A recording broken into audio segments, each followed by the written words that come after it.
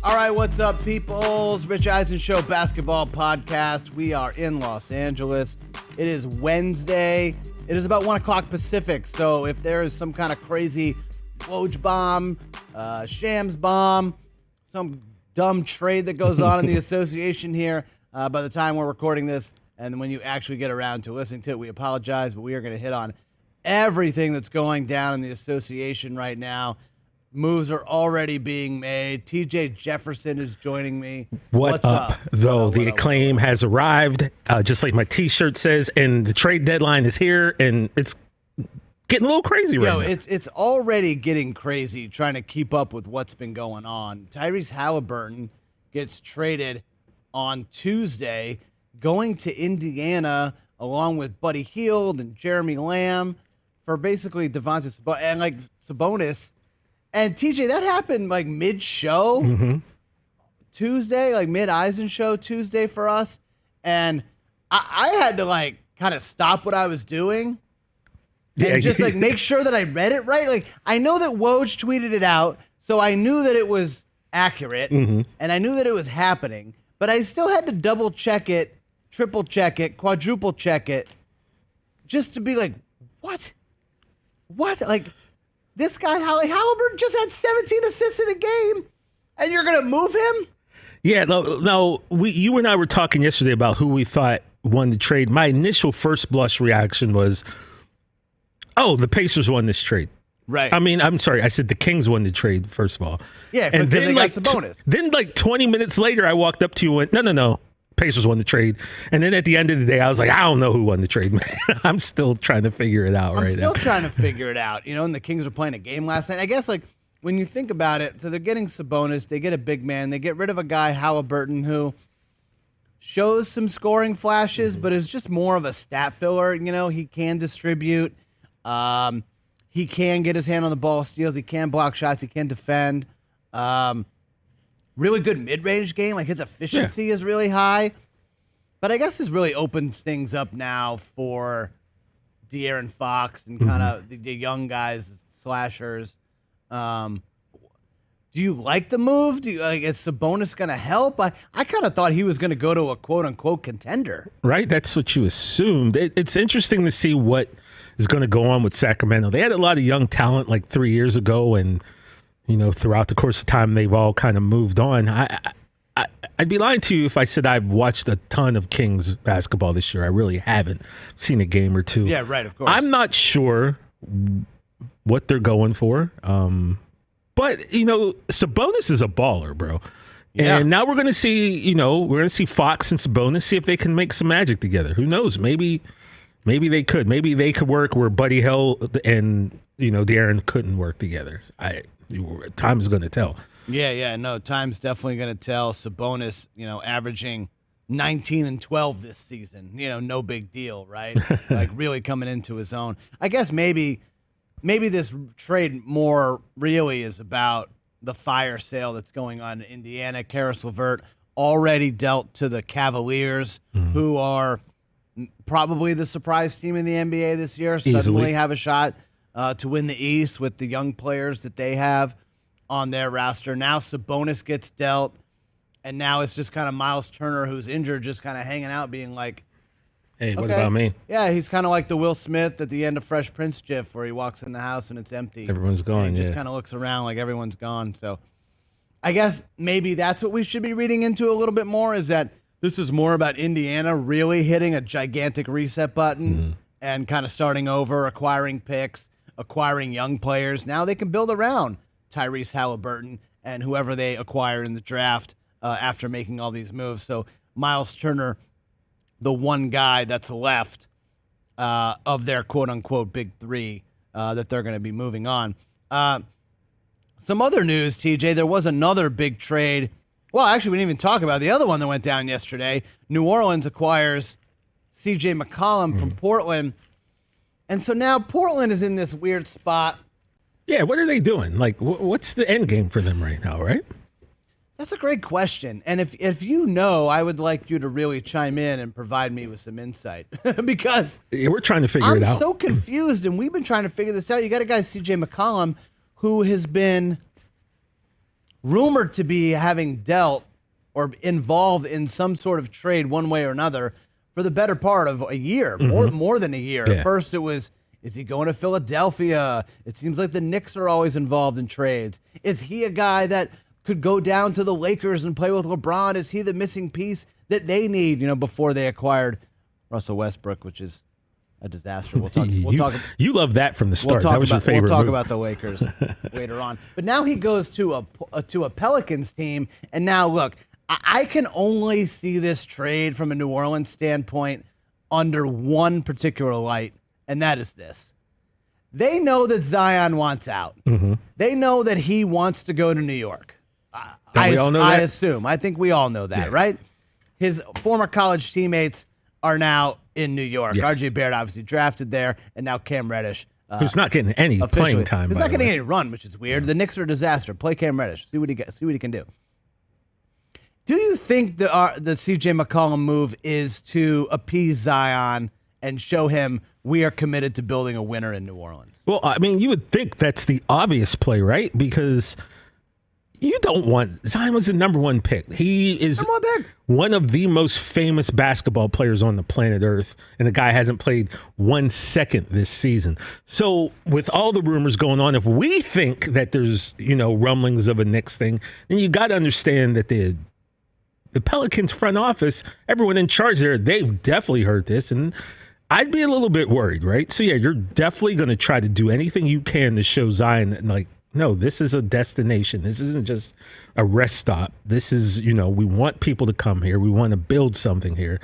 Do I think he's going to the Knicks? It seems like it could be possible. But also as a basketball fan, I'd love it for the Pelicans to be, a contender and be a player in the NBA, just because it's better. You can't have the balance of power on 4 teams every year. So yeah, I would love it. Maybe they can build something that makes him go, I want to stay. But first and foremost, the guy's got to get back on the court. I've had him on my fantasy team this season. He hasn't played. I passed up drafting Ja to draft Zion, and then Ja went the next pick to Don Bowie, who's now in first place and crushing. And I wonder how my team could have been differently. But you got to get Zion healthy first and foremost. You got to see how he's going to react. Is he going to be a player who that foot injury keeps reoccurring? Because that can change a lot as well, unfortunately. And you're hoping that's not the case. We just want to see Zion out there, man. As a basketball fan, you just want to see this guy out there. He's so explosive.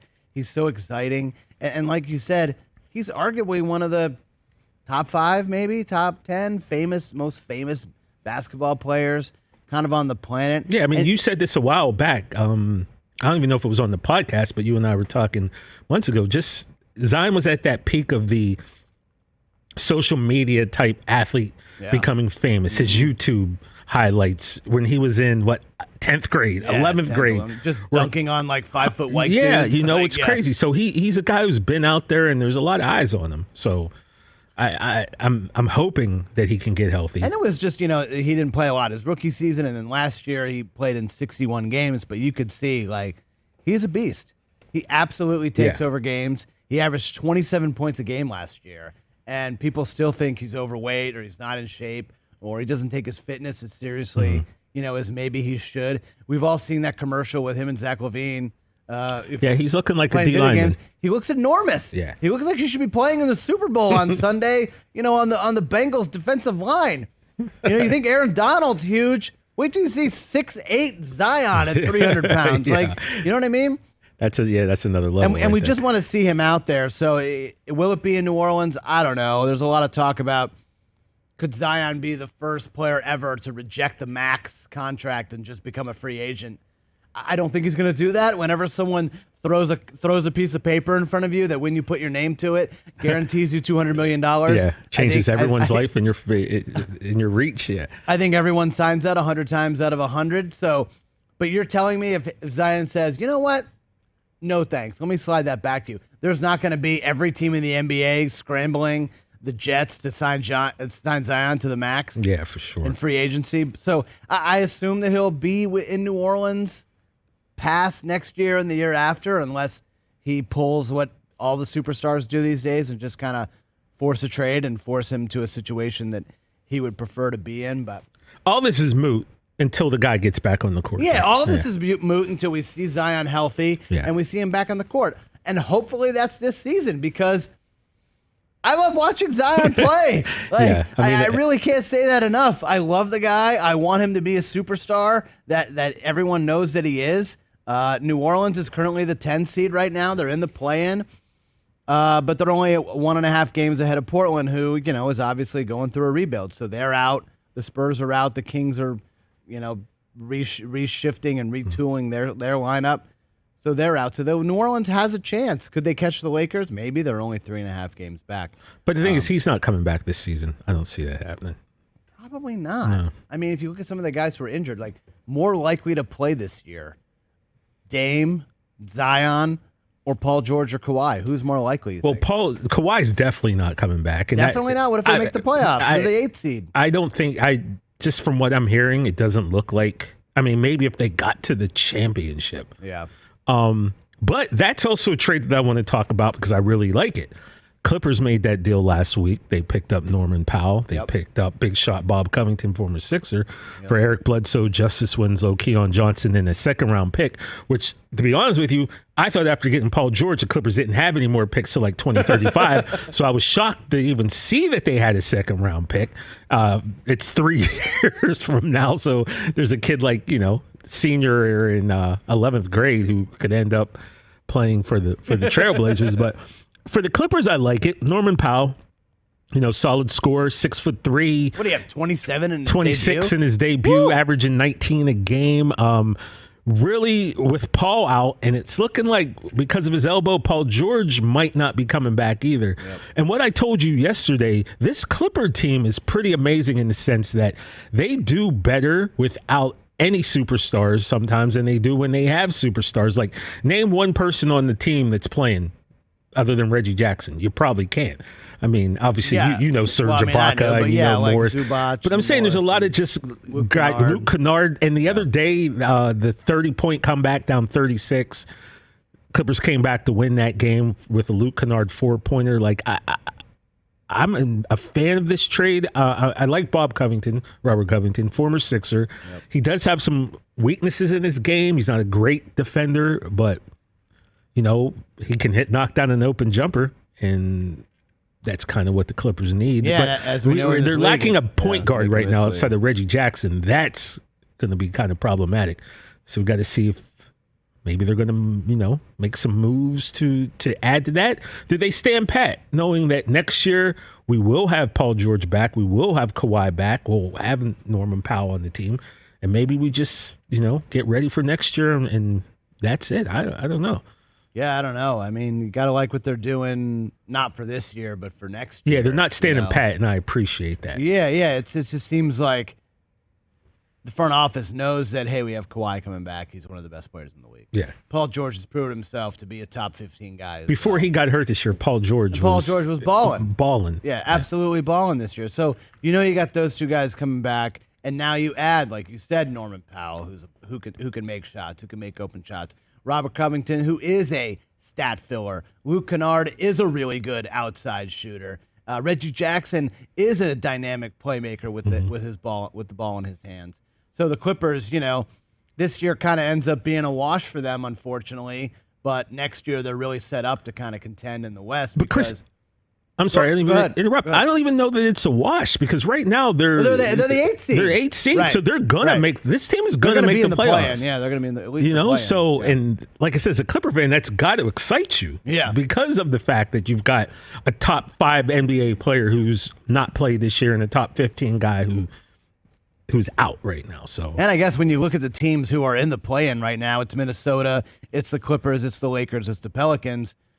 You got to feel good as a Clipper fan that you are one of the 2 best teams out of those 4. Yeah. Like, if you just look at the way the Lakers are playing, they got absolutely shellacked on Tuesday night at home to Milwaukee. New Orleans is kind of retooling their lineup. We'll see when CJ gets back out there. But, Brandon Ingram is really nice. Devonta Graham is really nice. And, Minnesota has got a really great young, fun. They don't play any defense, but man, can they score points, led by Anthony Edwards and D'Angelo Russell. So if you're a Clipper fan, you got to feel good despite your 2 best players and 2 of the top 15 players in the NBA being out that, like you said, you're going to be playing playoff basketball this year.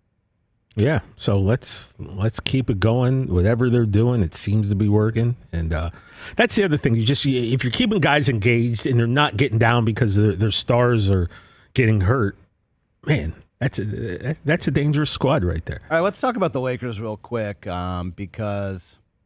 I mean, you and I predicted.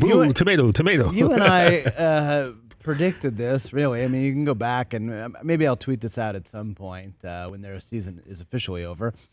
This season was going to be rough. I think all the people who thought that they were going to cakewalk through the West and challenge whoever comes out of the East, whether it's Milwaukee or Brooklyn or Miami in the NBA Finals, and maybe get another championship and get that fifth for LeBron and cement his statue status outside of no longer Staples, Crypto.com arena. Crypto.com.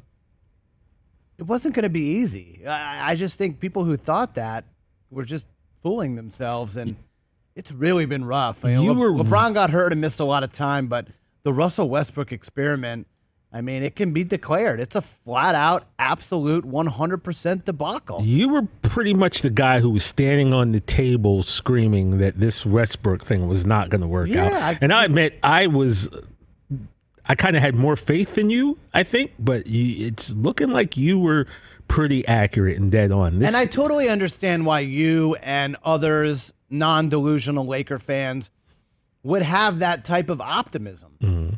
Like, not blind optimism like Laker fan did, but like the actual, when you thought about it logically and you looked at it and you're like, well, okay, they have Anthony Davis and LeBron James. We know that they're two of the top 15 best players. And they're adding Russell Westbrook, who's a Hall of Famer and a former MVP and a walking triple-double. Not the greatest shooter, but this could still work. It could still work. LeBron told me that he has faith. Told you specifically? He hit you up? Told the collective basketball we. Okay, I thought you was your man. That this was going to work out. Mm-hmm. They might have some rough patches and some kinks to work out earlier in the season. But, remember the 2010 Heat started 9-8, with their super team. And they made the finals that year. And they won the title the year after and the year after that. And made the finals again the year after that. So there was, there was optimism that they were going to figure this out because you have LeBron James.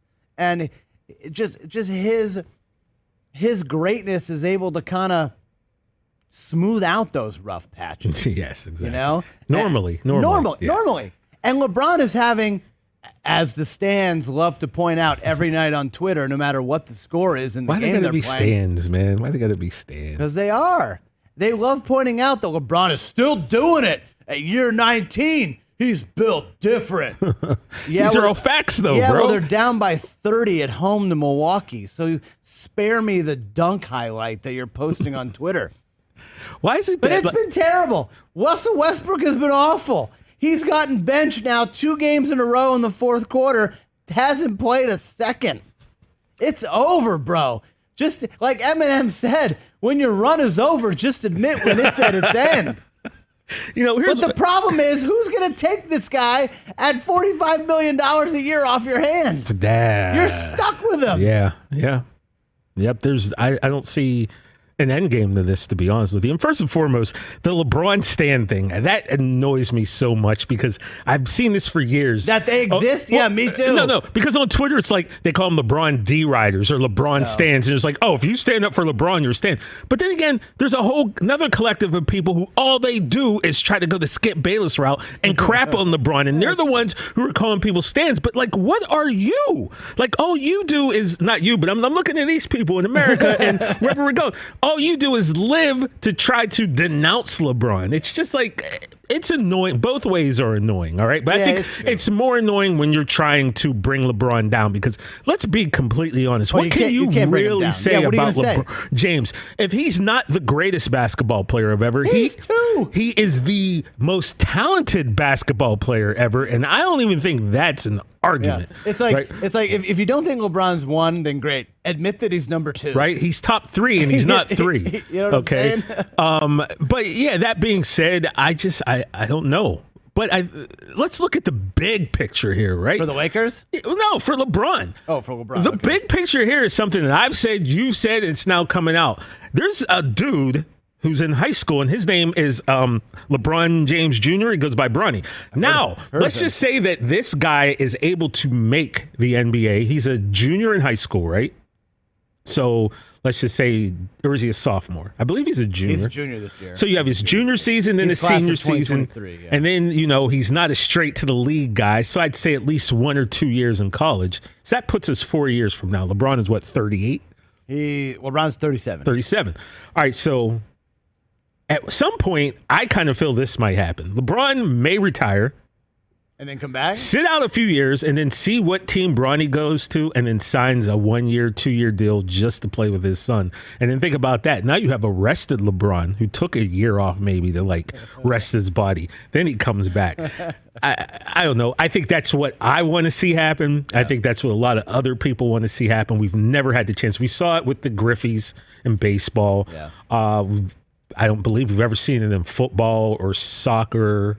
Tennis, or obviously never in tennis, not a team sport. I don't love LeBron, but I can appreciate his greatness and what he means to the NBA and the game of basketball globally. You might not love LeBron, but you love the idea of Bronny and LeBron playing together. I know that. Just imagine how freaking cool it's going to be when LeBron James throws a half-court alley-oop to his son in an NBA game. Because that is going to happen. Imagine how cool it's going to be when LeBron James comes out of the game and his replacement coming into the game is Bronny James, and they dap up and they walk past each other. Imagine a fast break and LeBron just does the whoop, and Bronny knows his dad is trailing and he throws it off the backboard and LeBron does a reverse windmill. Man, it's going to be amazing. It's going to be so cool. And just as a basketball fan and as a father now, I can think about that moment for LeBron and understand the magnitude of it and how cool it's going to be. That car, think about the LeBron and Bronny double logo, man. That's going to come out for Panini? For Panini. Oh, man. Think about that. Can we get Ken Golden on the line right now and see if we could find that card? Maybe we'll make it. It doesn't even exist yet. I'm wishing it into existence, but the dual logo, man, of LeBron and Bronny James for flawless, immaculate, national treasures, that's going to be like a $4 million card. Yeah, that card's going to be so expensive. But let's go back to just the Lakers for a second, because LeBron's going to find a way to play with his son. I have no doubt about it. I was looking it up today. Bronny is depending on what ranking you look at, he's anywhere between 40 and 55 on his class rankings. Okay. He probably still has a little ways to go. Got to hope he grows a little bit more. He probably will. By the way, what if we're sleeping on another James? What if we're sleeping on Bryce? Bryce apparently is a better shooter than Bronny. Because Bryce looked like a kid, he was a little shorter, maybe a little chubbier, maybe a nerdy kid, and all of a sudden he's now taller than Bronny. Now he's grown and he's starting getting to spring up. So hey. But Bronny already has a commitment from or an offer from Kentucky, so Bronny's going to play big time college basketball for sure. Whether he's the number one on that team, remains to be seen. But he's going to play big time college basketball. But if you're the Lakers, you got 24 hours. When's the trade deadline? It's tomorrow afternoon. Probably noon. So, by the time you listen to this, probably less than 24 hours. Do they trade Russell Westbrook? Are they actively trying to move him? To who, though? Where's he going? Who's taking him? That's a lot of scratch. What if you're the Lakers and you take on 60% of his salary, 75% of his salary, just to get rid of him because chemistry-wise, basketball-wise, it's not working. They've played 55 games, okay? There's still 27 games left in this regular season. And I was a guy who early on was like, hey, it's only 10 games in. Oh, it's only 15. Guys, it's 20 games in. But now it's like, okay. You were really optimistic that this was going to work. And I'm like, bro. I'm trying to be optimistic. It's not going to work. But there still is a third of the season left. Yeah. Can they move him? I don't know, man. That's the thing we were talking about earlier today in the show.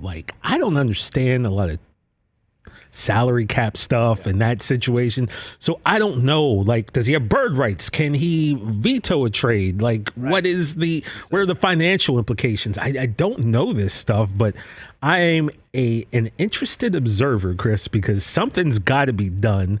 Or does it? Or do they just stand so pat? He still has 1 year left on his deal, okay? So he's owed, oh my God, he's owed $44 million this year. He's owed $47 million next year.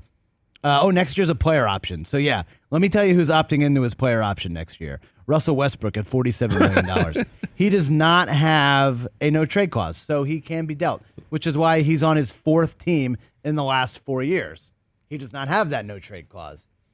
If you could find, if you were the Lakers and you offer to take on 75% of his salary so you can move him, I think you got to do it. The other question is, at what point will LeBron James, since I assume that he signed off on acquiring Russell Westbrook, at what point will him and Rob Pelinka, Lakers GM, admit that this was a gigantic mistake? I don't think that would ever be the case. I don't think they're ever going to admit that it was wrong.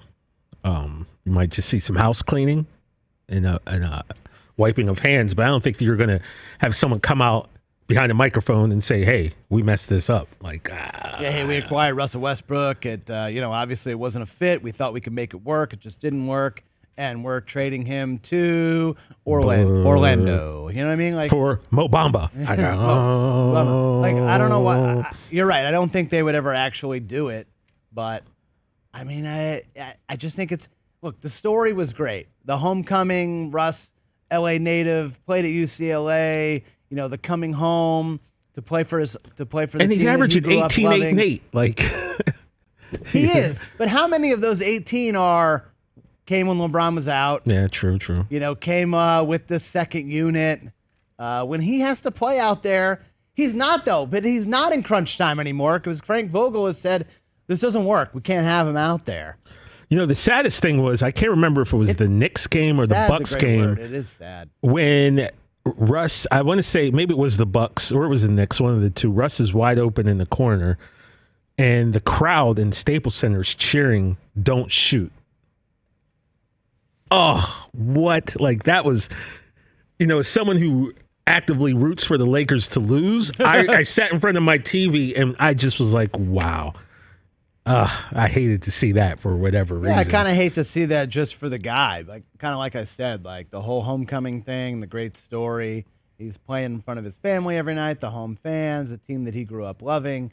And it's just everything that can go wrong has go wrong. In that Knicks game, ESPN threw up the graphic of the Laker Big Three, and it was like LeBron had 32 points and Anthony Davis had 27, and Russell Westbrook has 5 on 1 of 10 shooting. Like, why you got to put that up there? Like, why we got to do Russ like that? that was, you came in the next day and that was your thing. Did you see this graphic? I took a picture of it because I was going to tweet it out, and I couldn't even bring myself to doing it because it just felt like piling on. And again, this is from someone who is not traditionally a Russell Westbrook fan, and you were like more a fan. I was like, this is so sad. Like, what are we doing to the guy?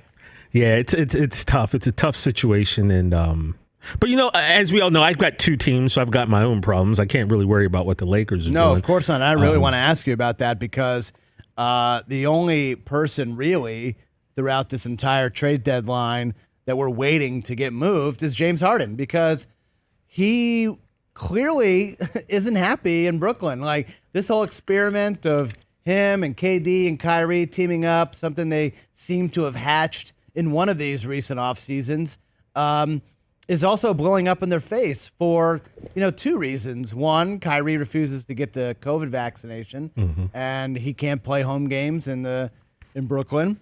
And Kevin Durant has gotten hurt, which is really unfortunate and not something you could ever plan for. Like, one of the 2 things can be fixed. Kyrie can get the shot and get back on the home court with his teammates. You can't really predict when someone's going to get injured, especially when that person is Kevin Durant. Now, for one reason or another, James Harden has soured on the idea of playing with Brooklyn, reportedly. And before last season, there were rumors that he might be traded to Philadelphia, but Daryl Morey, Sixers GM, didn't want to pull the trigger on a mega deal, sending Ben Simmons and others to Houston for James Harden. Now, it seems like a deal involving these two players could be close. TJ, Sixers fan, we going to see this deal in the next 24 hours. 13, 14 months ago, you and I sat in this room and the world was completely different. 13, 14 months ago, and we sat in the same room. We were 6 feet apart. And every day you'd say to me, "It's just going to make this move." And I was like, I don't know if I want to trade Ben Simmons. America, I'm just going to tell you this. I was wrong. I was wrong. I didn't want to give up Ben. You're doing what the Lakers won't do. Admit you were wrong. Hey, I'm going to admit I was wrong. I was very, very wrong. Should have pulled the trigger when we had the chance, and now it's looking like it can happen. When you and I are both refreshing Twitter and everything now, like constantly checking Woj and Shams. I'm just looking at Windhorst, and he's like, their talks are definitely going on. Look, Joel Embiid is in the prime of his career right now. This man, I don't care. I don't know what Vegas is saying, but if you ask me right now, Embiid is the MVP. He's the favorite now. Is he? So remember when we could have bet him at 10-1? Yeah, we could have bet 100. I told you. Yeah. You did, and I'm so. You know what it is? I'm so cheap, and like I get $1, I want to squeeze it until it's 4 quarters. You know what I mean? And I got to stop doing that. Stop doing that, man. Because and Joel Embiid could have having us getting paid right now. I told you. But. As always with Embiid, it all comes down to health, right? If the guy can stay healthy, that was always the thing. Well, he's been healthy, he's been dominant, and it would be great to have someone like Harden running with him. Now, you saw what James Harden did with Clint Capella. Clint Capella was a very good NBA player. He played at all-star levels with Harden. He's no Joel Embiid, right? So you got to imagine maybe these two could find some nice chemistry, but also it seems like every year we think that James Harden's going to make a difference and the team's going to win, and it never happens, which makes me sit here and go, I mean, I guess we have to make a trade. Yeah. You know me, though, first and foremost, I want Dame Dollar in Philly. I know you do. It makes so much sense. And McCollum's gone, and it's like the Blazers seemingly are packing it up. You got a big man, Dame. You never had a big man like this, because a big man like this has only come around maybe 6 times in the history of the NBA. You put a dominant point guard with this big man, that reeks of championship to me. I would love to see that happen. I think I would love to see that happen more than the Harden trade, Chris, to be completely honest with you. Really? I think so. I love James Harden. You are like, it's funny, just like knowing the way you are and like the things you like and don't like, the players you like sometimes completely baffle me. Like I would never think that you'd be a James Harden fan, and yet you love James Harden. I love James Harden. I will defend James Harden. I think James Harden should be a 3-time MVP. That's how much I love James Harden. You do. Every time I tweet about that, Daryl Morey likes it, which makes me laugh. I know his style of basketball isn't for everyone. Mm-hmm. The dribble, step back 3. Dribble, drive, get fouled. I understand that aesthetically that's not the best kind of basketball that you want to watch or you want to teach your kids or, kind of emulate when you play the game or coach the game. However, he is one of the greatest offensive players of all time. Yeah, ever. That is undeniable. Can't be denied. Cannot be denied. He does have one MVP. He's been runner-up a couple of other times. I would argue he should have won those years. If you put him with Joel Embiid, okay? Mm-hmm. This is a guy now, not like in Brooklyn, where he's playing with another point guard and maybe the greatest wing player of all time in Kevin Durant. Maybe the greatest pure scorer, we've ever seen. True that. He's now going to Philadelphia, if he does go to Philadelphia, if this trade gets completed, or maybe he signs there in the offseason. James Harden is a free agent. He's playing with a guy in Joel Embiid now. Complementary, TJ. Mm-hmm. A big man, and now you have one of the greatest offensive outside players of all time, and you surround him with shooters. Tobias Harris is still there. Mm-hmm. He's a bucket. Go get anybody you want. Tyrese Maxey has proven he can be a really good player in this league, defensively and from the outside. Well, the weird thing is it's like Seth Curry's in talks to be going, and that's your your Well, spot. Seth Curry's your other spot-up guy, but Yeah. look, you can get spot-up guys in free agency. Not named Curry, you can't. No, not named Curry, and Seth has proven to be, not. He's not Steph, but he's not his older brother, but he's just as good. Yeah, well, not just as good. I mean, he can. He's good. He has moments. James Harden and Joel Embiid. Oh, baby. As a Celtics fan, do you want to see that? You don't want to see that. That is scary. That is scary. Mm-hmm. That is scary. So I think if you're the Sixers, I mean, you got to trade the Liberty Bell, the Rocky statue, Jim's cheesesteaks. You do whatever it takes. But Chris, what do you do whatever it takes, or do you look at the fact like that maybe he'll sign there in free agency? You could get him next year, so it's like.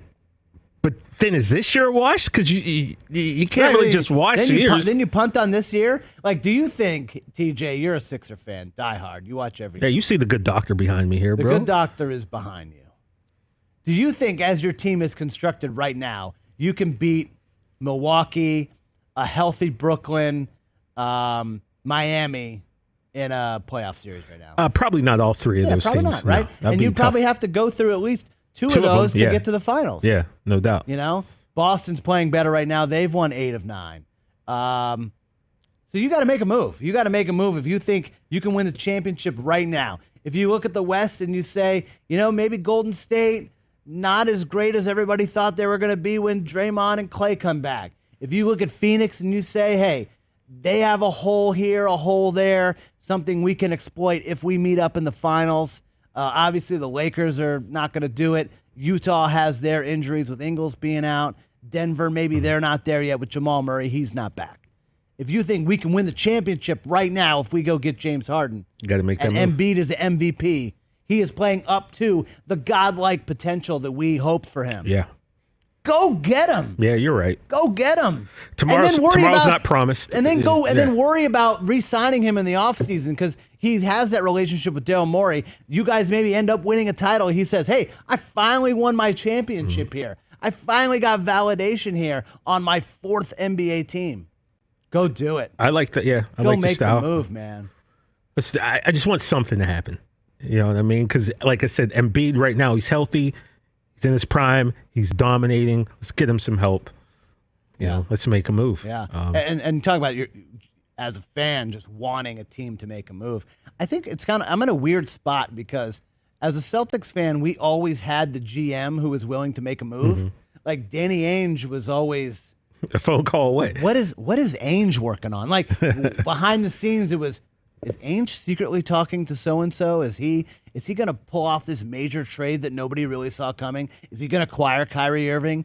Is he going to swap out and move down from the number 1 pick to take Jason Tatum? Nobody really saw any of these moves coming. Why would you bring that up? And now I just got to remind you of what could have been. This would all be, that wouldn't even happen.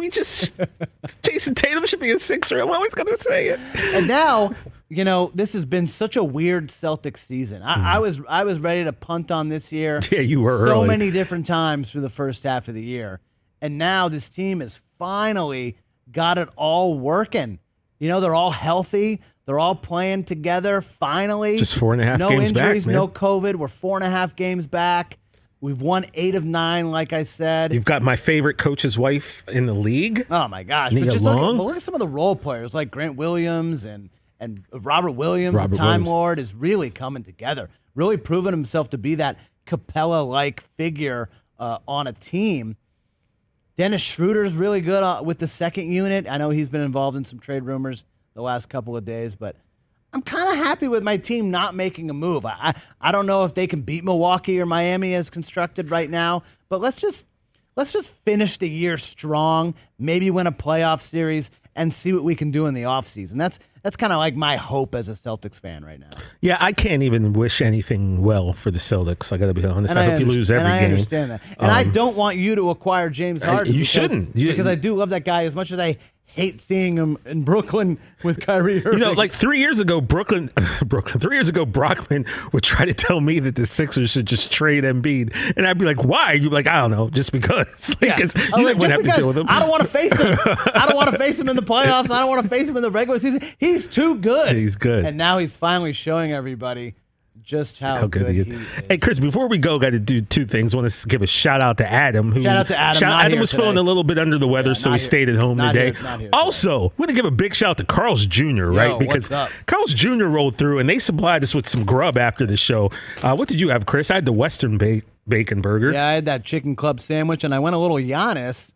Lemonade and Sprite, and half that's exactly what I'm up? sipping on right now too. So big shout out to Carl's Jr. They're not technically a sponsor, but who knows? No, technically, but if they want to be, they have my number, they have my email, they have my rewards card. So get at us, you know what I'm saying? Let's get at us. Here's the deal. What they don't know is before I got on this show, and of course, financially, Rich rewarded me. Years ago, back in like 2012, I was in between jobs and really broke, and I sustained myself off of 99-cent spicy chicken sandwiches from Carl's Jr. along with some onion rings, and that helped me get through really off here. So big ups. I appreciate it. Hey, good for you. And also we'll be tweeting out stuff if any huge hold on, Dennis Schroeder is trending. Okay. Let me just click on this really quickly. Not going to salary dump Dennis Schroeder, but that's from like 4 hours ago. All right, what are we doing? The Cavs are looking to acquire Schroeder. I mean, what is happening? All right. We'll tweet out if anything crazy happens. We'll react to it if there's a Woj bomb or a Shams bomb. But the trade deadline is bound to be crazy. Looking forward to it. Good luck to your team. Good luck to your team, TJ. I hope you don't get James Harden because that means you're probably going to win the East. Let's go. All right, everybody. Thanks for watching. Thanks for checking it out. We'll be back next week with a full trade deadline recap and how it affects the end of the NBA season. Also getting you ready for All-Star Weekend 2022. Yes, indeed. Peace out. Later, peeps.